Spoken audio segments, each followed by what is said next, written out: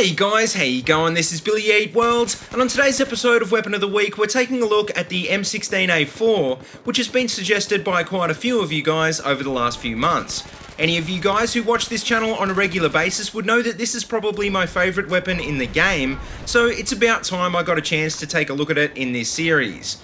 Not everyone shares the same love for this gun as I do though, because even though it's one of the best all-round weapons in the game, it fires in burst fire only. If you're someone who likes to mag dump, then you're probably gonna hate this mechanic, but if you're like me and you burst fire pretty much all of the time anyway, you're probably not gonna notice much of a difference.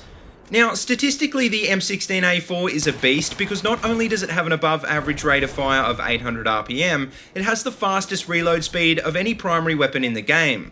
It also has a ridiculously fast muzzle velocity of 650 meters per second and a fairly manageable horizontal recoil pattern, which definitely helps out if you're playing on PC.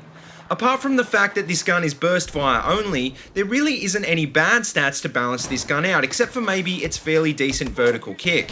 It's got the standard assault rifle damage model, the standard accuracy model, and a pretty standard 31 round capacity, which makes it a good choice for a whole range of different situations. So the real question is, how much does the burst fire mechanic affect this gun, and is it enough to balance out the good stats? Well, honestly, like I said, I don't think it really is a problem, but that being said, it is one of my most used weapons in the game, and by now you'd expect I'd know how to handle it. And learning how to handle this gun is really the key, especially on PC, because the burst fire mode tends to make the gun choke, and it's so easy to fire this gun too fast with a mouse. On console, it's a bit easier because the spring-loaded triggers tend to be a bit slower, and as this gun has a pretty fast rate of fire, it won't choke as much as, say, a revolver would. Now, as you can see in this video, I'm running the M16 with an EOTech holo sight, the flash hider, green laser, and the angled grip, because I'm playing on the PC. This is a bit different from my usual console setup, because I think the aim assist tends to negate the need for an angled grip and the laser, and I generally run with the vert grip and magnifier instead.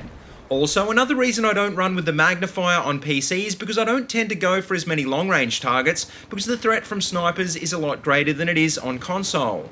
On console, you can counter-snipe guys at long range for days, but on PC, if you see scope glint, the last thing you want to do is go head-to-head with them using an assault rifle. All in all though, the M16A4 is one of the best weapons in the game on either platform, as long as you have the patience to deal with its burst fire mechanic.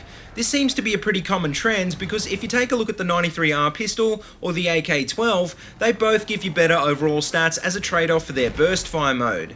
If you're someone who likes running with the ACE-23 or the M416, then the M16A4 is definitely going to be a good alternative for you. Just bear in mind though, you may need to chalk up a few service stars before you can really appreciate how great this gun is, so if it's frustrating at first, just hang in there and it will get better. But anyway guys, that just about wraps up this episode of Weapon of the Week, so feel free to suggest a weapon and customization for next week's episode.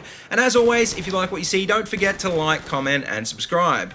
Also, check out the links in the description below if you want to see more of my videos, or if you'd like to support my channel on Patreon. And until next time, see you later, and have a good one.